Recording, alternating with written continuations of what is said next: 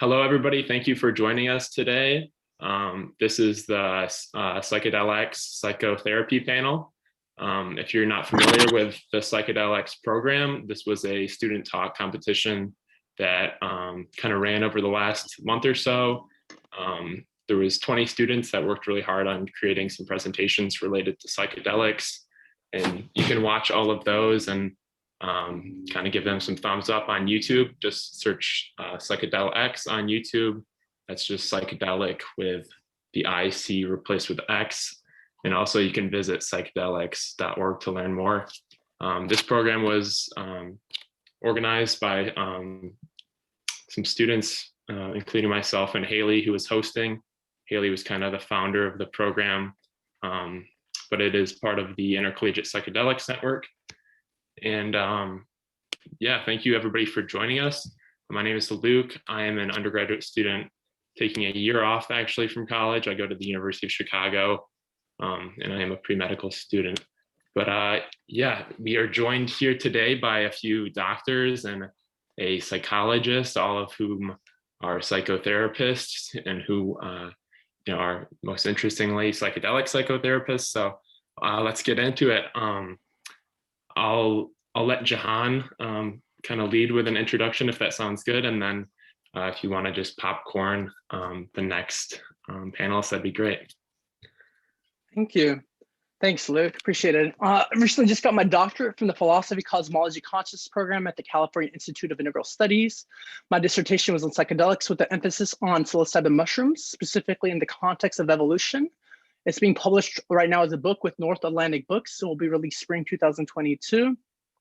I trained several years within the Mazatec mushroom tradition, leads legal psilocybin retreats in Jamaica, did a few years of training in Hakomi, somatic psychotherapy training, assisted for a couple of years at psychedelic certificate training at CIIS, and now lead a monthly group with the SS Psychedelic Society on developing a relationship with sacred mushrooms.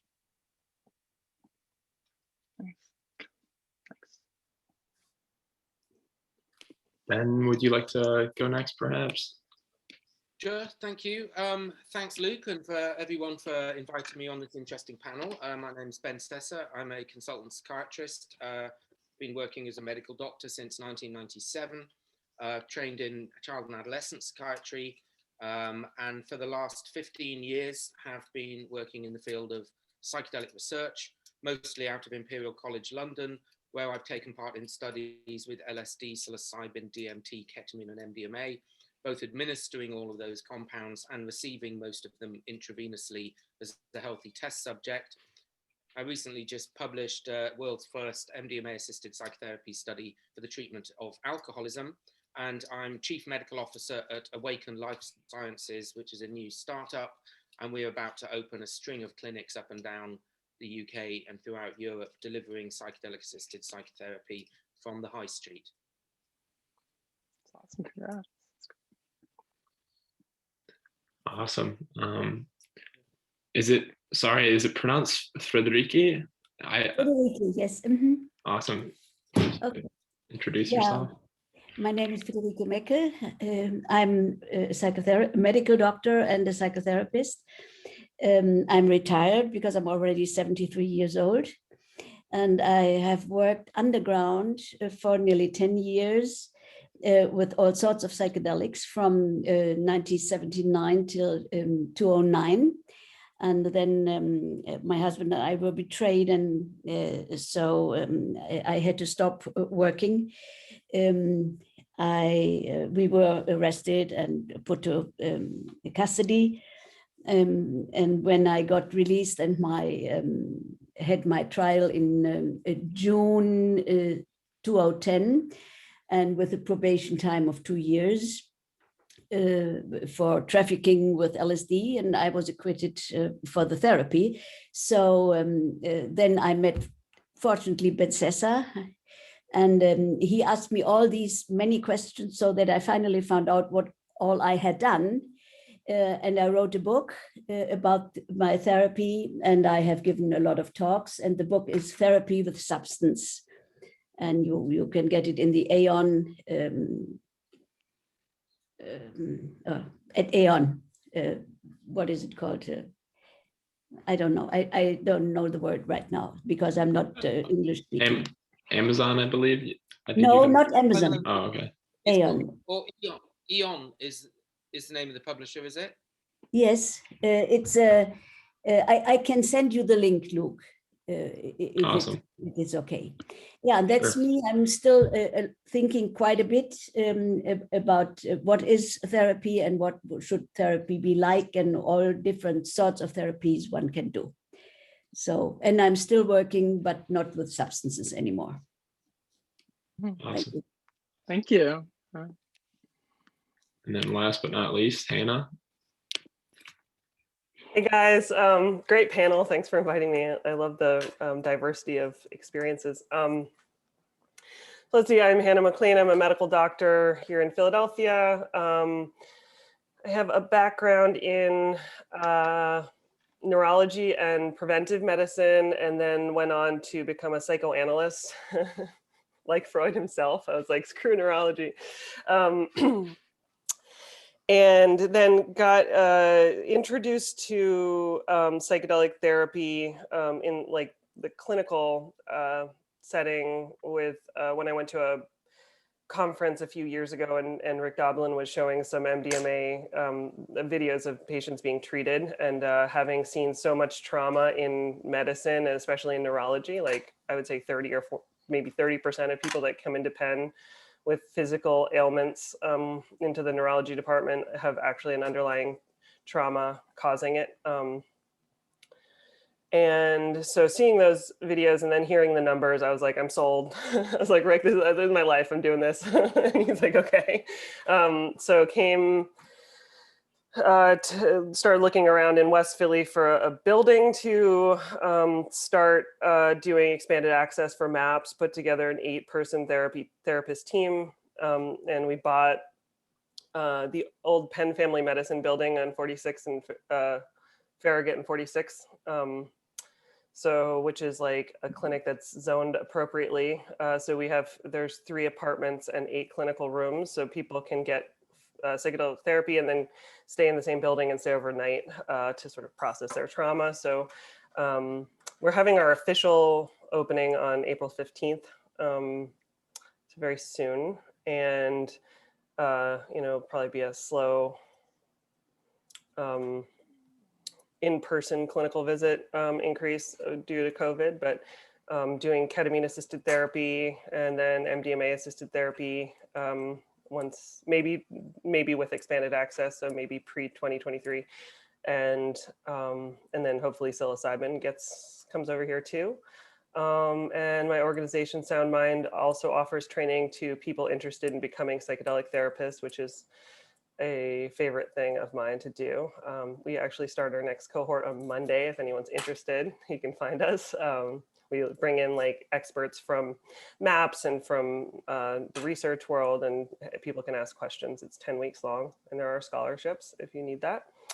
And then finally, we are, so there's SoundMind nonprofit, and there is also going to be a for-profit branch that is developing technology to help with psychedelic preparation to eventually like increase access in various ways. Beautiful. Super exciting stuff.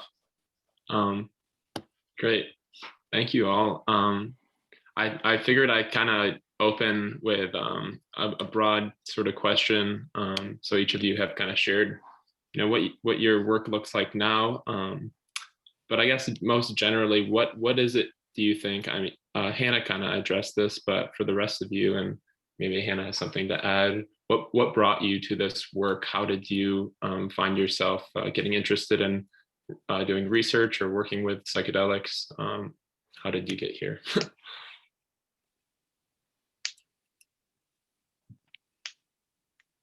Who would you like to start, Luke? Would I like to start? No, are you directing to that? Oh, sure. I mean, whoever wants to go first. Ben, if you'd like to. Okay. So I became aware of psychedelics through recreational use as a teenager. I came from a family who were very literate in terms of hippie culture, although there was no drug use amongst my family when I was a child, but I was aware of Timothy Leary and R.D. Laing and Aldous Huxley and the Beat Generation and all these poets and things. Then had psychedelic experiences myself as a teenager. I was 18 years old in 1990, just as the rave scene was coming. And I was a DJ in London and involved in the MDMA scene then. And then I went to medical school, studied as a doctor, and then went into psychiatry. And I would always ask my psychiatry, so I knew all about the work of the 50s and 60s. And I'd always ask my psychiatry tutors when I was a student, you know, what do you know about all the work with LSD in the 50s and 60s? And they all looked at me with this puzzled look, like, what are you talking about? That never happened. Are you crazy? And I'm like, it did. It was a really big thing in the 50s and 60s. And it was mainstream psychiatry. So I ended up writing a editorial, which became the first published paper in the British academic press on psychedelics since the 60s. On psychedelic research, and this is at a time, this is 2004, when the MAPS stuff was really picking up. And then I met David Nutt, who's a professor of psychopharmacology in the UK, and started working with him, introduced David to psychedelics. There was a young PhD student just starting with him called Robin Carhart Harris, and we shared a desk in Bristol, and got involved in the small amount of research that was going on, started attending conferences. Back then it was so small, you only had to attend 1 or 2 psychedelic conferences and you'd soon met everyone in the field. Went to Albert's 2006 100th birthday party in Basel. And then just working as a general doctor, writing more editorials, getting involved in more research. And the other thing that drove me then towards psychedelics was just seeing how poor current treatments in psychiatry are, and just seeing my patient caseload failing to respond to traditional maintenance therapies. So it's sort of mushroomed, is a word that people use a lot, in terms of more and more editorials, more and more research, getting involved in all the neuropsychology, psychiatric studies going on at Imperial, and then eventually training to become an MDMA psychotherapist with MAPS, training to become a psilocybin psychotherapist with Compass, and now training to be a ketamine therapist, and now on the brink of opening our clinic. So it's been a number of factors, including personal interest and use, literature, music, DJing, club scene, hippie scene, festival scene, and general sort of displeasure with the current state of medicine, and recognizing that these compounds are the best, most interesting, innovative piece of psychopharmacology that we've had for about 75 years in psychiatry. So that sort of brings me here. What a journey. And so, yeah, thank you for your role in the psychedelic renaissance and starting to kick all that back up. Appreciate that. For myself, at 18, I had definitely a life-changing experience taking mushrooms at a concert that I could not have foreseen. I was like atheistic, reductionistic, depressed, suicidal. And just taking it at the show, there's a strong kind of inner knowing that everything's alive and interconnected. A voice wrote inside and felt like God, you know, and it told me that love's the most important thing in life, followed by learning, have these 2 things in order, nothing else will matter. And that was a couple months before I started to go into the university. So I ended up going in first as a neuroscience major to try to more closer understand my experience, and with the hope of doing psychedelic research. This is 2002, and at the time I didn't see a way and path to move forward in that direction and didn't know if that would open up. So after a few years, I ended up moving to physics. I did that for 3 years, had another mushroom trip, and they said physics isn't what your soul is reaching for. It's actually something closer more to like mysticism, which wasn't also available. So I ended up majoring in philosophy, minoring in psychology, physics, and mathematics, getting my master's then in conscious transformative studies before getting the PhD. And throughout this process, went to every kind of therapeutic methodology I could find, every kind of transformative workshop. You know, it's a solid decade of it, just exploring, and then getting more solid in my awareness that psychedelics were the most transformative experiences I had in my life. And coming also to the conclusion that it could probably be the most transformative and evolutionary experiences for most people in all of humanity. So in what way can I support this process? And we ended up moving my dissertation in that direction, going out and seeking trainings wherever I could, you know, before settling down and being like, yeah, this is what I want to do with my life. It's the most helpful I could be, an impactful thing I could do with my life. Awesome. Yeah, okay, maybe I follow. It was my very personal experience too, around 1988. So you see, I'm really very old. I did not, although I should have been or could have been, I did not join the 68 revolution because there I was already a mother with shortly 1920.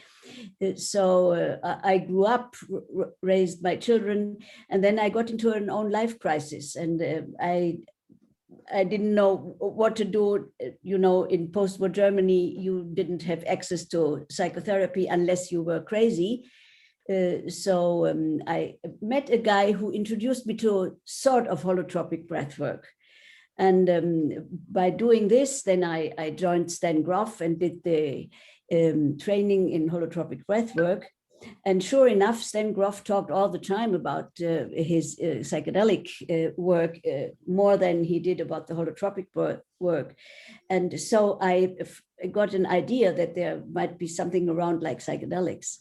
And then good fortune helped me. We had a training possibility here in the late 80s, 88 till 93. There was a gap in Switzerland where you could, where 7 psychiatrists were allowed to work with LSD and MDMA. And one of those offered a training group, and I begged him and I made it to join this training group. It was more of a self-experience, not a training like people have today, because what did we know in 1992 about all this? But we had the training, we had 12 weekends of experience and a whole week. And then I found that I could only help me and myself with these wonderful tools. So it is really, it has come out of my very, very own experience. And I knew that this was the only way to do it. So then I had my own psychotherapeutic praxis. And then I started offering, not without heart beating, you may imagine, to those clients who got really stuck. I offered to do psychedelics with them. And so I started groups. I just did it, you know, and the setting developed. I did everything as in like in the training. Then I read The Secret Chief, and I found out I do almost the same. So this is how I got into it. And it really, I'm still convinced to this very day, although we have a lot of other possibilities to work with trauma, what I have learned in the meantime too.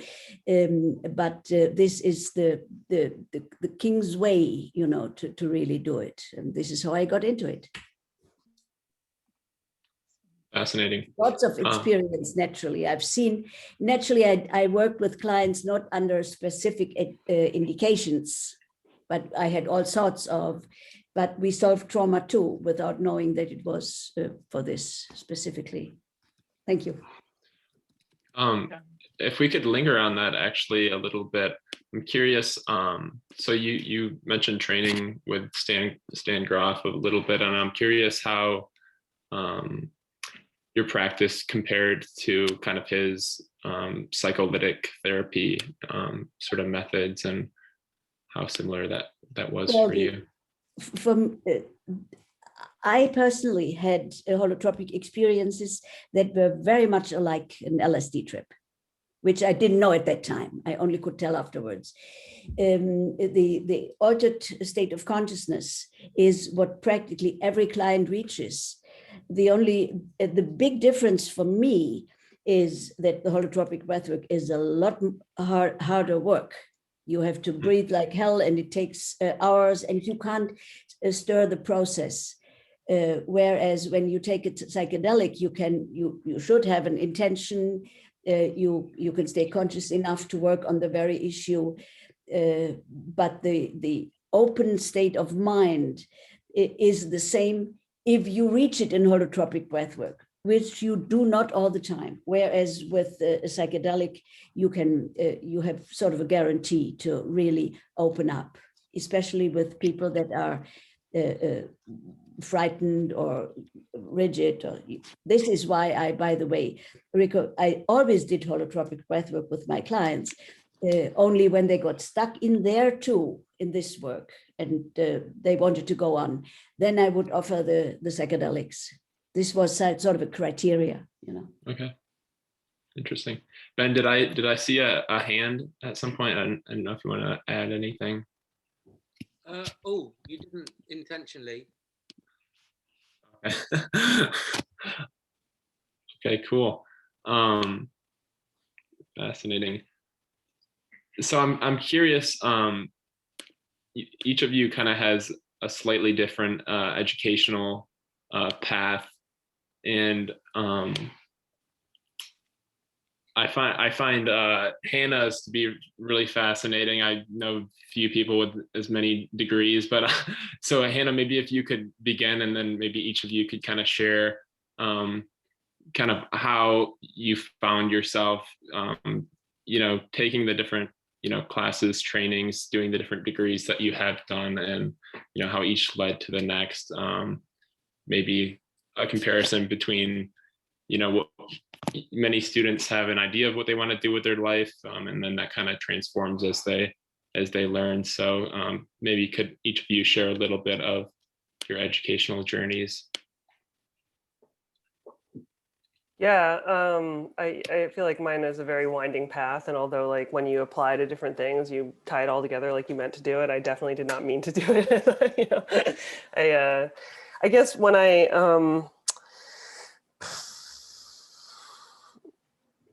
you know, I think there's like two simultaneous paths that are important. I had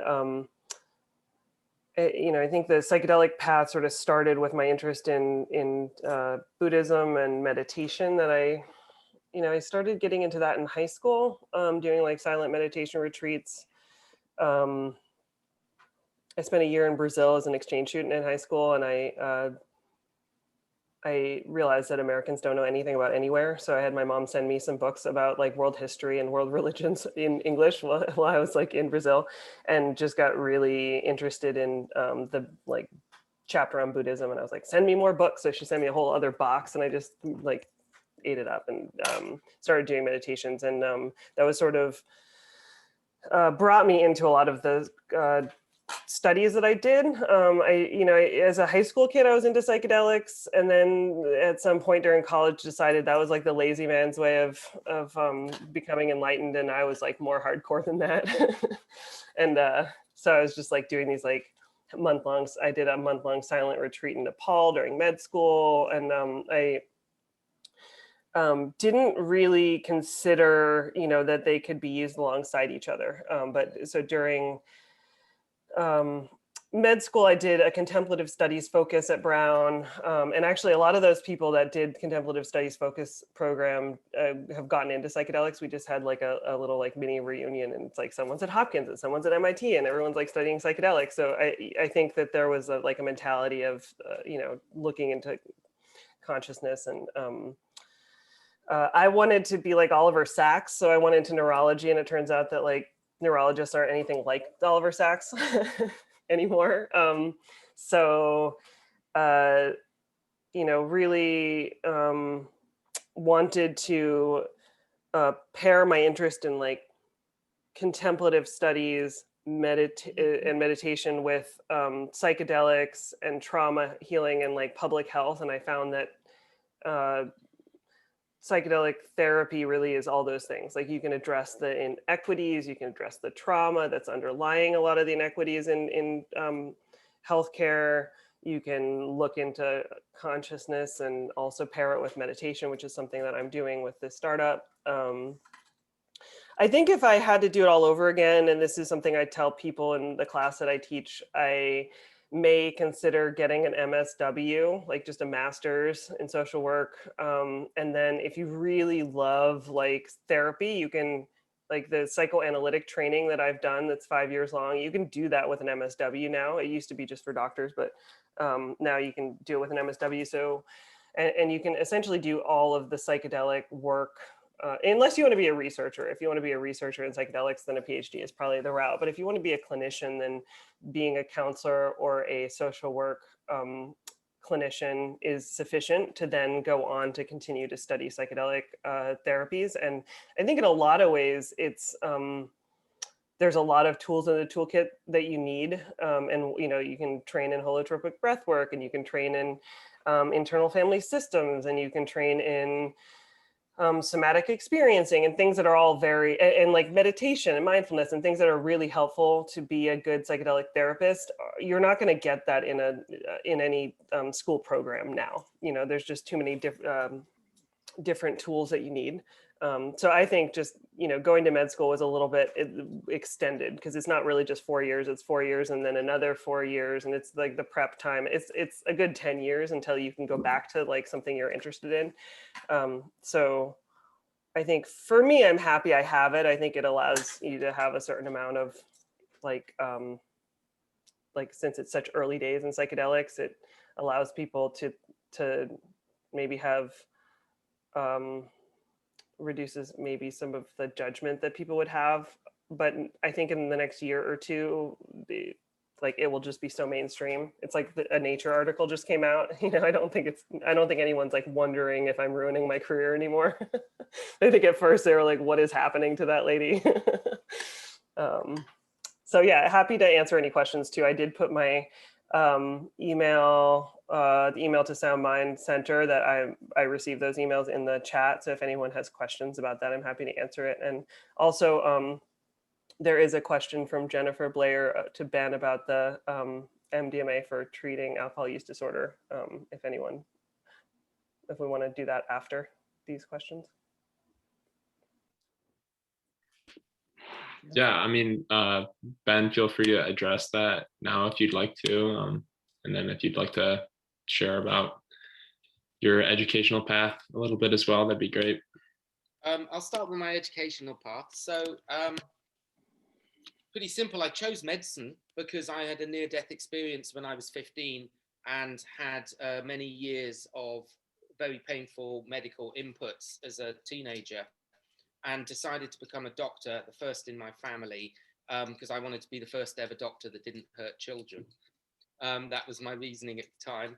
And then as I worked my way through medical school, when you're doing a medical clerking, there's, whether it's a broken ankle, an epileptic seizure, a heart attack, or a psychosis, there's a kind of pretty standard medical clerking: presenting complaint, history of presenting complaint, family history, past history, personal history, developmental history, medication history. And this is pretty standard for all medical interventions. And for most of them, the little tiny section that says personal and social history, most medics, when it's a broken ankle or whatever, they write 2 sentences, like married, 2 kids, that's it. As I went through medical school, that section grew and grew and grew, until by the time I got to almost completing as a doctor, I might be clerking someone in with a heart attack or a broken leg, and I'd write the minimal thing in the heart attack and broken leg, and then 3 pages in social developmental history. And one day, one of my registrars took me aside and he went, "Do you know what you want to do as a specialty?" And I said, "I'm not sure." He said, "You are a psychiatrist. You're quite clearly a psychiatrist, because this really interests you." And I said, "Yeah, I'm much more interested in people, their relationships, their dynamics, their childhood, their development, than I am about their broken leg." So that's how I ended up drifting into psychiatry. And then from psychiatry, before I finished medical school, I did a intercalated BSc in psychology. So I was already moving in that direction. And then went into child and adolescent psychiatry, because when doing adult psychiatry, what became evidently clear as I was doing general adult psychiatry is that all adults are just big grown-up children. All of our hopes, dreams, fears, desires, wants, pains, we pretty much learn in our first 5 years, and you never really shape them. You can talk to a patient aged 99 years old, and they'll be spouting the opinions they learned when they were 2, because the fundamental parts of human psyche, what is love, what is trust, what is a brother, what is a mother, what is a father, is it okay to lie, is it okay to hurt, is it okay to drop litter, is it okay to cheat or steal? We learn these things when we're tiny, and we carry them all our lives, and like it or not, we become our parents. So it became abundantly clear to me that if I'm going to understand adult psychiatry, I've got to work with children. And so I worked for 10, 15 years working with children, developing an interest in working with maltreated and abused children. And from there, learned more and more about trauma, then went into adult addictions, because obviously I had this parallel interest of psychopharmacology, and particularly drugs, And so then went into adult addictions, which are very heavily based in trauma, and then eventually, into the work with psychedelics and with MDMA. So I've got this, and I did a lot of legal and court work in the family law, working with social services and child custody cases around child mental health problems. So I have this really weird hodgepodge job plan with a bit of adults, a bit of teenagers, a bit of children, lots of PTSD, lots of addictions, lots of drugs. And for me, the whole thing is all tied up in trauma. And I'm very much a child psychiatrist at heart through all of that, and bang on and on about the attachment relationship and the importance of attachment and the very, very strong effect size that links abnormal attachments with adult mental health problems. And really that's for me where psychedelics and particularly MDMA come in. There's such a useful tool for turning back the clock of all of those narratives and labels that we hang on ourselves to define ourselves. And if those narratives and labels are good, I am worthy, I am loved, I am lovable, people are good, people can be trusted, the world is a happy place, people are out to help me, then good for you. You've had a positive experience of attachment and childhood. But if you carry around with you, I am useless, I am a failure, I deserve to be hurt, it's my fault, I'm going to put myself in and out of exploitative relationships. And it's all because of this entanglement of those early years in which those fundamental building blocks of psyche were built up.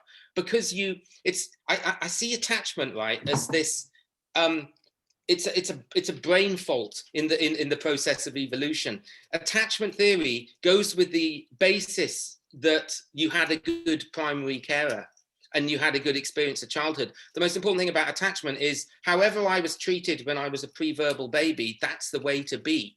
Now that's a sort of default position that you happen to have a good attachment. If you had a really poor attachment, it's very hard to shake that. So I had a good attachment. I think I'm a kind, loving, gentle, generous, brilliant person. And I wouldn't believe it if someone came up to me and said, actually, Ben, you're a horrible, mean, ugly old piece of scum and everyone hates you and the world is dangerous and don't trust people, they're all liars. I wouldn't believe it if someone came up to me and said that, because it doesn't chime with my experience. So why should my patients believe me when I say to them, you are good, you are worthy, you're not useless, you're not a failure? They don't believe me. They get much more relief from that bottle of vodka or that bag of heroin. So psychedelics, and particularly MDMA, really gives you this opportunity for them to sit up with their eyes wide open and go, my God, I can rewrite my script. I don't have to hang on to those narratives. And it's a most extraordinary 6 hours of extreme privilege to be with someone with a heavily ventilated mind, to rewrite, reboot, defrag, and come back with a new version of themselves. And I've not found any other forms of psychotherapy or psychopharmacology that comes close to doing that. So does that answer the question of my own developmental path? Also, psychedelics are an enormous amount of fun and should be enjoyed. What else shall I answer that question about the MDMA thing, or shall I come back to that? I feel as though you kind of addressed it. I guess another part of it, though, that I could just ask right now is who else is exploring MDMA for the treatment of addiction? Nobody else, as far as we know. As far as we know, we did this study. We were going to do a PTSD study, and then we suddenly got this big heap of funding from a very generous charitable organization. And so at that point, I thought, well, look, with all that funding, I'm not going to do PTSD because Rick and MAPS have got that nailed down. I'm going to do something different. I'm going to do alcoholism, because I was working in addictions at the time. I've always considered alcoholism, or indeed any addictions, to be basically PTSD plus compound.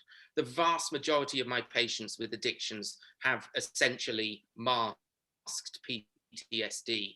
So I kind of put 2 and 2 together and said, we know that MDMA is working really well for PTSD. And we know that patients with addictions like alcoholism have a lot of trauma. So I'm going to put 2 and 2 together and come up with 5 and see if MDMA would work for addictions.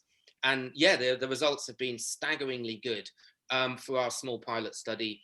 And we're now in the process of designing the randomized control studies and we're working with MHRA and FDA and EMA to get this onto the formulary as a indication for first-line treatment of alcoholism in the next few years.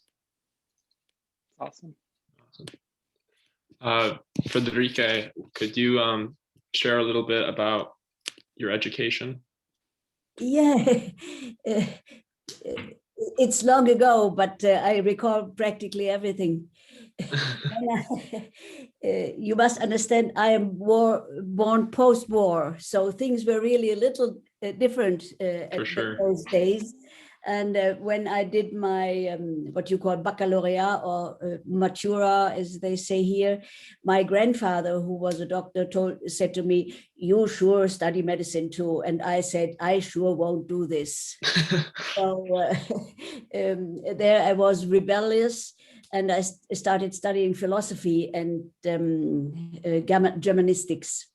And sure, as these times were, if before the pill, I got pregnant. So I stopped studying. At these times, you didn't study by being pregnant. No idea, never occurred to me. And then I was a housewife and a mother for 7 years. We spent some time in America. And coming back, I learned from the American women that one could study even with children. So I didn't dare to go to the university. So I decided to become a nurse. And this was so horrible for me because I started talking, do this, do that, thinking I was a doctor. So I started to study medicine at the age of 33 and was finished when I was 39. And then I did my internship.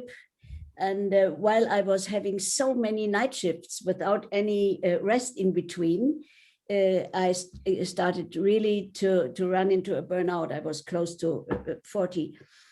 So I decided to change my field of work, and I became what we have here, so-called in labor medicine. I did a specialty where you work in factories, you look for the dangerous things, adapt the work to the worker, and so on. And there I had so many people with trauma, which at that time I didn't recognize as such. It was in the late 80s. But they all got sick. And I thought there must be a connection between getting sick and work. So I decided, since I was in my own crisis at the same time, I thought, what do? I do a degree in psychotherapy. So I signed up for psychotherapy and I did psychotherapy next to my work.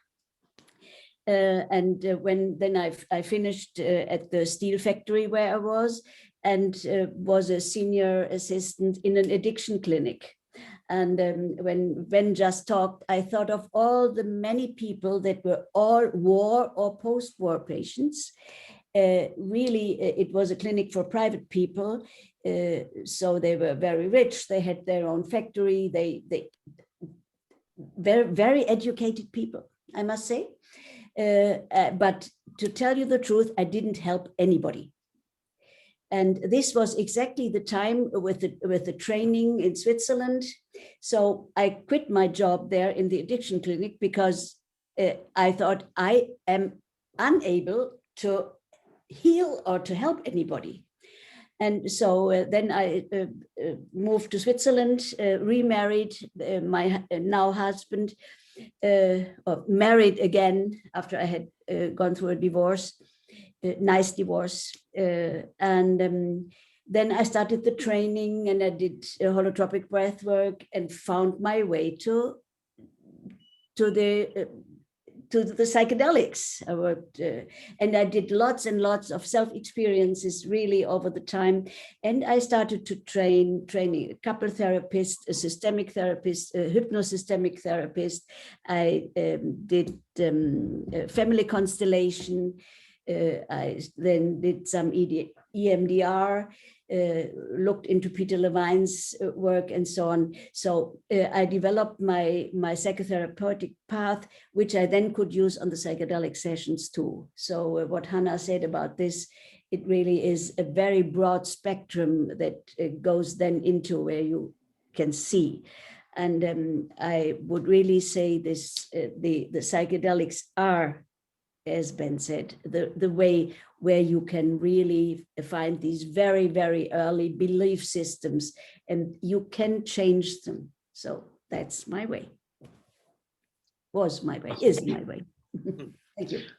Jahan, you shared a little bit about your path through your undergrad and your degree thereafter, but could you share a little bit more about the work going on at CIAS and what sort of trainings are available to people that are interested in getting trained in doing psychedelic psychotherapy? Sure. Well, definitely CIS started the first psychedelic-assisted certificate training program in a long time. It started about 5 years ago. To get in, you have to be a licensed psychotherapist or already with many years under your belt, a medical doctor, a nurse, or a clergy. And so that really limits the pool, the amount of people that can get in, and they're pretty full. The cohorts are pretty full, even though they're expanding their education. I also mentor at the School of Consciousness Medicine, really influenced by the work of Francoise Borzat, which includes the Mazatec mushroom tradition, as well as traditional somatic psychotherapy and psychotherapy. It also has a pretty long waiting list. There's 2 cohorts a year with about 25 people each cohort. Right now, I'm an advisory board for Silo Health that they're putting on a training right now, and also Gaia is working on theirs. So I think in the near future, we're going to see so many different trainings arise. A downside is a lot of the people putting on trainings might not have had trainings themselves. They're coming from other professions. There's a need for this happening. There's a big space that needs to be filled. And so I think a new standard of trainings will need to be arising over the next several years. I went through Comey, 2 years somatic psychotherapy training, just to have the base skills of holding space, then training many years with the Mazatec tradition, and then assisting at 2 different programs, the CIS one and the School of Conscious Medicine. And after all that, it's just I would think at least a multiple year training is important, 2 or 3 years with everything that needs to be covered. That being said, there'll be trainings for people that are ready therapists that might only be several weeks long. So I think the trainings will depend on skill levels, what's available, and they'll have a massive transformation process over the next several years. We haven't all agreed on the central standard of what all the trainings will comprise. So, the field's growing large, they're going to be sprouting everywhere. And yet at some point, I think, we're going to settle down on these are the foundational needs of a training. So, yeah. Interesting. I'm curious if anyone else has anything to add to that, and kind of related, importantly, there's a lot of students attending here. What sort of advice do you all have for students interested in going into this field of work? What are the small things that they can do to kind of test their interest and see if it's right for them?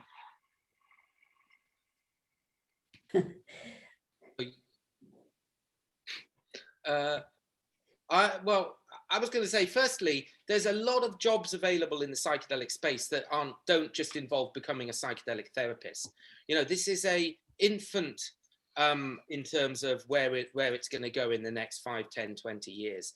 And there are many jobs: chemists, botanists, lawyers, solicitors, architects, musicians, social workers, planners, designers, all kinds of both medical, non-medical, paramedical, and completely outside of clinical work job positions for people in psychedelics. Psychedelic therapy is not the only role to play. The other thing I always say, and this is a really tricky point, and it does upset some people, in our approach at Awaken, when we're doing our psychedelic therapy training, we are insistent that the people that come forward to train as psychedelic therapists are already clinicians of some kind. Now, whether that's doctor, nurse, psychologist, counselor, occupational therapists, physiotherapists, social worker, they have some grounding in that patient-client relationship, clinician-client relationship. They have grounding in the concept of consent and confidentiality and working in a clinical setting. I see psychedelic therapy as a specialist form of psychotherapy. And just like you couldn't do a 3-week course on brain surgery and call yourself a brain surgeon, nor do I think you can do a 3-week course in psychedelics and call yourself a clinician. You can call yourself a person who's interested in psychedelics and has done a 3-week course on it, but you can't we can't in 3 weeks turn a non-clinician into a clinician. But so I get a lot of people who email me and they say, oh, Ben, I want to be a psychedelic therapist. And I say, why? And they say, because I love taking LSD. It's like, that's not a good reason. You should want to be a psychedelic therapist because you love patients with depression and PTSD. And you've spent years and years and years working in wards, hospitals, clinics, police stations, people's homes, being a normal therapist, a normal clinician, working with PTSD, working with depression, working with addictions. Then you bolt on psychedelics as a highly specialized addition to your clinical experience. Now, I know that might upset some people, and I get a lot of people who are excellent underground therapists who aren't registered clinicians. They're not under a regulatory body. They're not a nurse or a clinician or a doctor. And I have no doubt that they have years of amazing experience, but they don't have that piece of paper that says they're a registered clinician.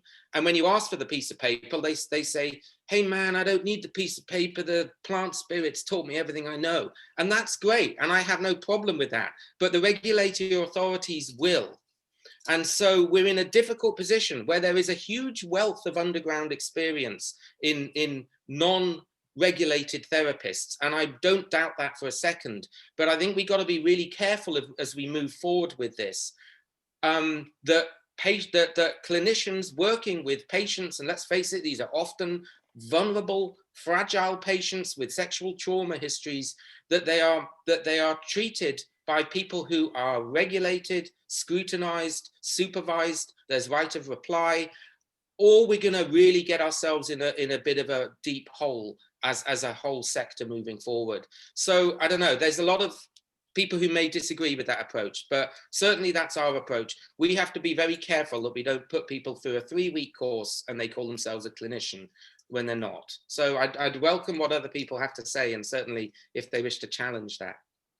I wanted to say a few things about that. I totally agree, and think that, I actually have several people who have taken my class that are underground people and have opted to go into like an online MSW program that then trains them to become a clinician, right? So it's interesting that there are many people that are coming up from the underground and they can bring that experience. But I do think there are lots of challenges with, like, already there's the challenge of psychedelic therapy sessions often do involve holding hands or consensual touch, and so it's a very delicate topic. And then there's the added problem that there seems to be a predilection for people with sort of like narcissistic cult leader mentality to want to become clinicians in psychedelic space, and so there is like a power of psychedelic medicine that someone who has a need for power might want to use that.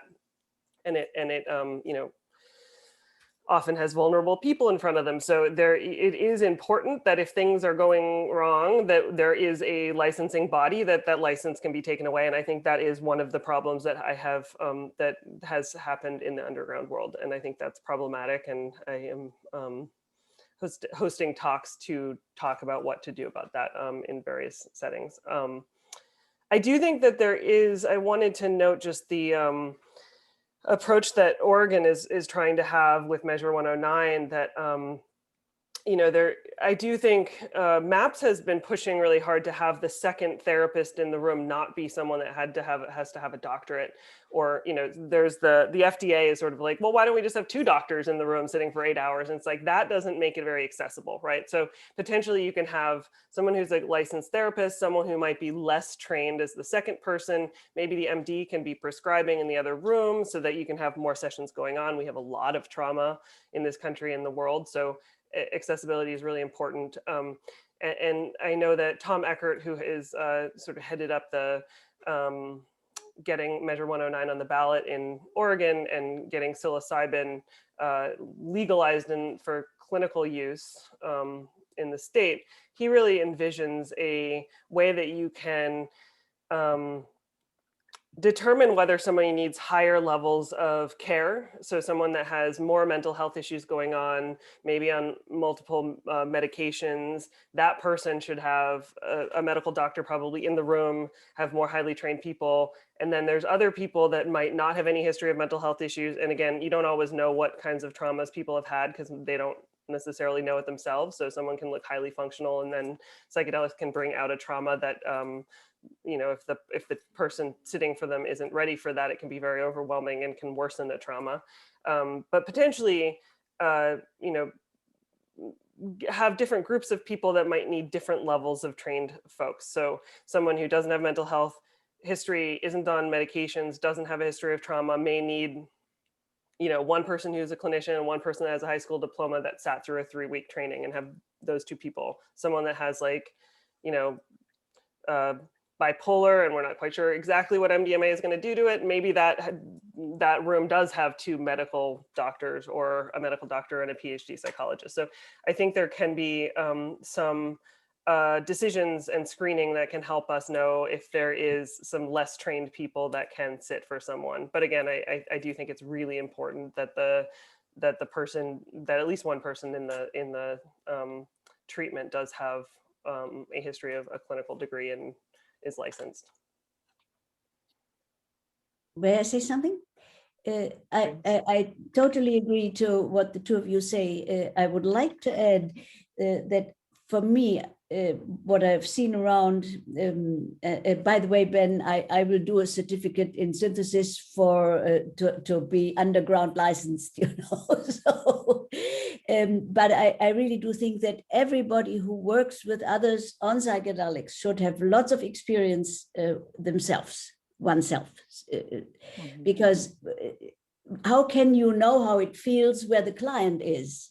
Or at least you have an idea where he might be. So when you have gone through all your own stuff, found your belief systems, found your trauma, know how it feels, then you have the idea, and maybe even if you are trained, you know better what to do, because you might remember what has helped you at that time and how you felt.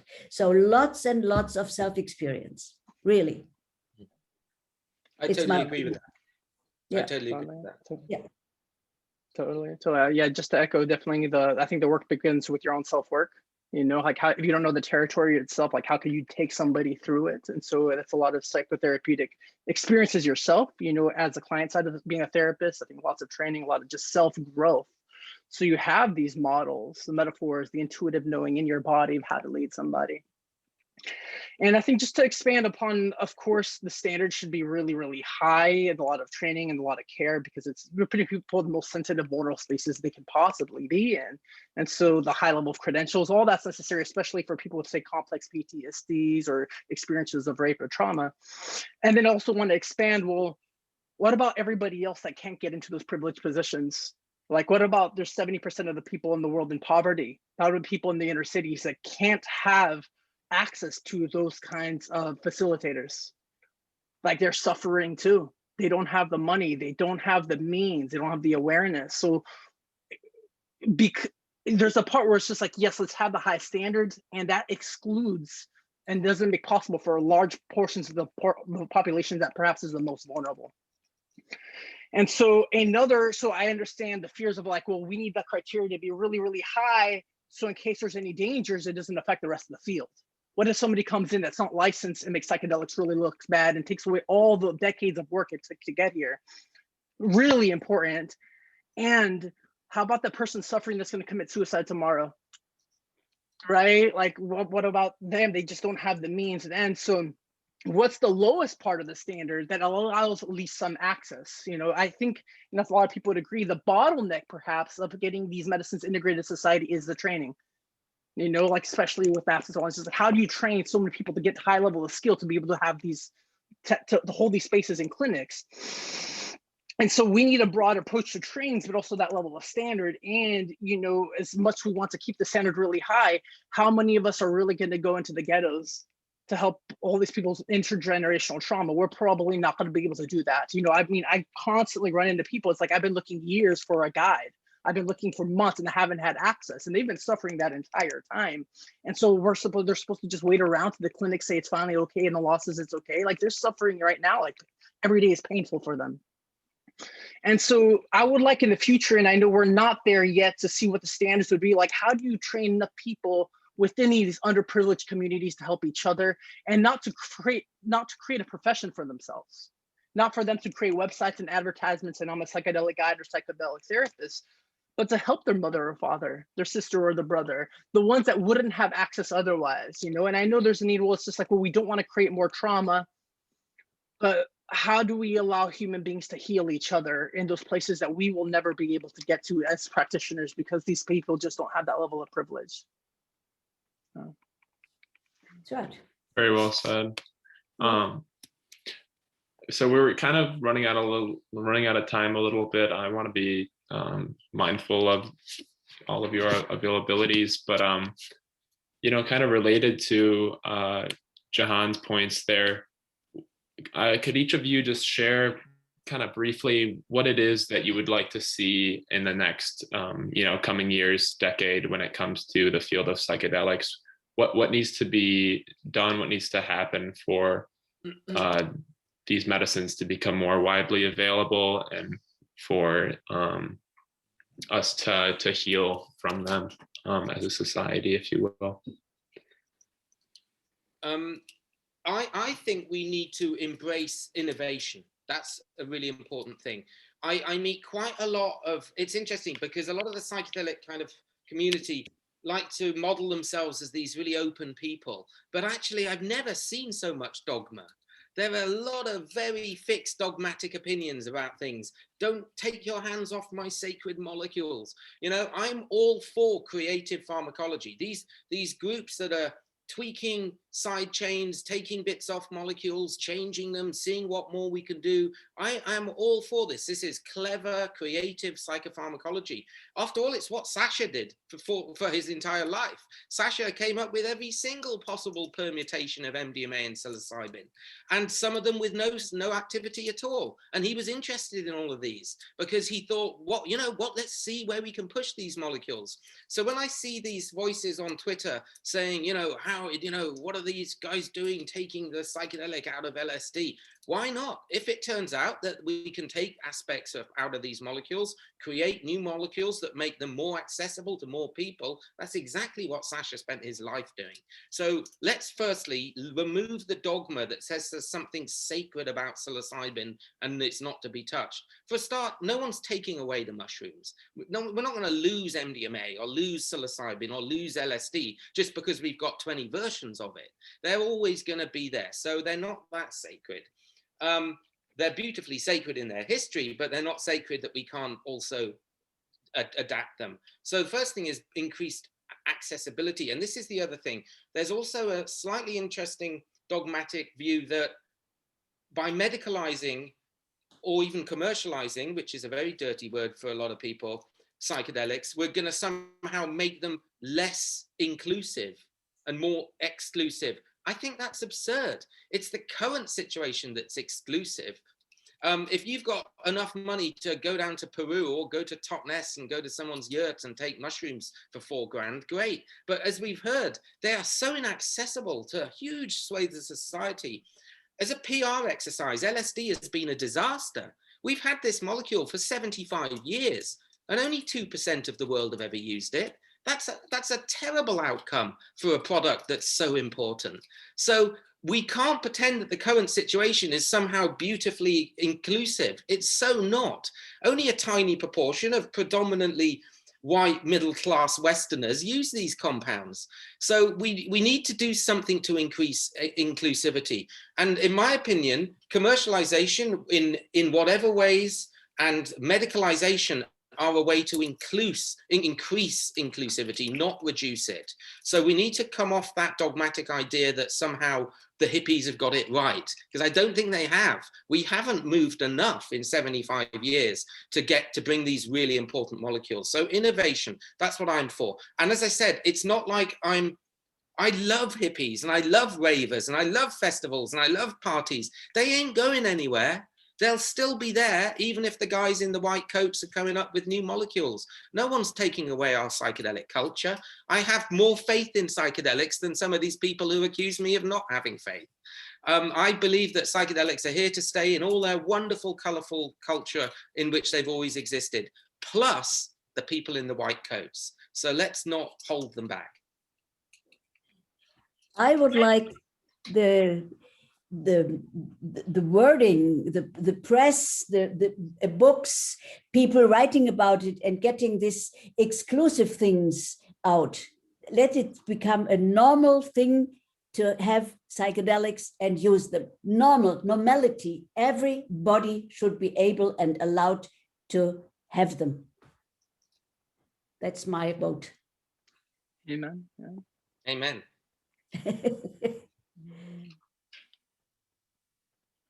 All right, Hannah or Jahan, anything to add? Yeah, I do have some thoughts. So my a few things what I'd like to see. So first, I've done a lot of contemplation about access and like what is really holding this field back. And one of the things that so in our class, Joseph McCowan teaches one of the sessions about inclusion and diversity, and he talks a lot about in Black communities, there's really a triple stigma going on with trying to enroll people in the MDMA trials of MAPS, and so there's a stigma of research. There's been ethical violations in the past, so it's makes sense. There's a stigma of mental health and there's a stigma of psychedelics. So you're essentially asking people to sign up for a thing that has like so much stigma. And we talked a lot about, what are the ways that we can increase that kind of access, and came up with the concept of doing an animation for education around psychedelics. So doing these like short animations. So I had Rick Doblin narrate like what is PTSD and what is MDMA, and that you can find that animation on our website. It's totally accessible to everyone for free. But just like the barrier of even knowing that like what your symptoms are is a like diagnosable condition, that like PTSD is a thing and your flashbacks and your, this is actually something you can get treatment for. Not everyone knows that. And especially if it's a community, someone's coming from a community where it's normalized or everyone has it, or a lot of people have it, they might not even know to like search PTSD novel treatments, so they're never going to find MDMA. So really starting at the beginning and saying like, these are the symptoms. So we can even start there, and just having animations to talk about different aspects. Because I think in the psychedelic space, we all have these like same terminologies, and we've been filling each other in for years, and it's not that accessible. Just, what are we even talking about? So trying to make some of this, even just the words, more accessible to different populations. So that's something that I think more people need to work on, is just like those basic, like like mental health and education. Two is, I think what many have said today is just having your own practice. I come from psychoanalytic tradition that everyone is supposed to have psychoanalysis before they give anyone else therapy. So I have personally been in 3 years of 4 times a week psychoanalysis, and that's just like, the basic standard thing you need to do. So really realizing that, in order to create therapists that are going to sit with someone and be present and be able to work on their trauma, they have to look at their own demons, and know what to do, right? So if someone else is seeing their demons and you've never seen your own, you're going to freak out. So really looking into yourself and understanding like what is inside me, how can I like find these aspects of myself so that when I'm sitting with someone, I can be calm and help them like create this container. So, and in the psychedelic world, there's this thought that everyone that facilitates needs to have their own psychedelic journeys. I think it's great if someone wants to do that. I think we are going to have many therapists that don't want to do that, or just like, or for whatever reason don't. And I think we have to have ways to train those people in non-ordinary states, and whether it's breath work or intensive therapy or other types of modalities to get them to experience different versions of non-ordinary states. And then the third thing is, I wrote this down because I was thinking, I was like, oh, I have an answer. I think the third thing is just automating some of these like preparation and training components, because, you know, I do think that the bottleneck will be trained therapists, and there are places like, so I've done some work in Bhutan with mental health, and they have exactly one psychiatrist in the whole country, and he has since moved to Australia. So there are entire countries that don't have anyone that has the clinical background to then just roll out psychedelics. So I think, you know, we're talking first about the US and Europe, and then it's like, how are we going to roll out these medicines and highly effective therapies to the world? And we have to think about, there are places that there aren't that many clinicians, and like asking someone to sit for 8 hours with someone is a lot of time. So if there's a limited number of people, and MAPS recommends not to have any more than like 3 MDMA patients on your caseload at any one time. So to fill the rest up with regular therapy patients. And so if you have 3 people, that takes 3 months. So then you can do 12 people a year. That's not many, right? So if I'm a clinician, I'm an MDMA therapist, and I only see 12 people a year, like there needs to be a lot more of me. And we have to think about like, what are the ways that we can create different types of training so that we can roll it out to the world, and whether that be automating trainings or automating some of the components of training, I think is really important. So I'm also for technology and innovation. No, definitely. You know, one thing I would like to see is psychedelics as a program or training, like in grad school. Like, why do we not have an entire graduate program on psychedelics? You know, like people should be able to, that would probably something we all would have chosen if that was an option when we started going to school. It's like, oh wow, there's a route to do psychedelics for the rest of your life. Like, I'm gonna go that academic path. It would have been straightforward instead of all the windingness we had to take because it just didn't exist. So that's maybe 5 years away, because there's definitely so much material that you can cover to get really skilled in and master in that amount of time. And to also see it definitely as a lifelong training. It's not you just take a course, you know, a training for several years. It's like the field's developing so much, new kinds of courses will keep emerging, you know. So like encouraging the lifelong learning process, even as a practitioner. I'm really excited for the courses that don't yet exist. You know, as somebody just like all of us, I'm assuming, like really like to learn. And I think it awakens that passion for learning these substances. They really open up, they're like, we really don't got it all figured out. It keeps going. You know, and I think our growth as practitioners needs to follow that trajectory also. So it's just like, we're not just finished set of standards. There's a constant, for lack of better saying it, like leveling up that continues forward. Sure. Yeah. Well, awesome. I feel like I could, you know, ask so many more questions, and this could go on for a whole nother hour, but we have gone over time already. And I just want to say thank you so much, each of you, for joining, and thank you all for attending. I just wanted to reemphasize there's a few more events going on this week for psychedelics. There was a policy panel that was thrown together sort of within the last week, actually, that hasn't been advertised too much. So I just sent the link for that. And that should also, you should also be able to find the other events by looking at the Eventbrite organization that is connected to that. So yes, thank you all again. It's been a pleasure. Thank you. It was really good spending time with all of you. Thank you.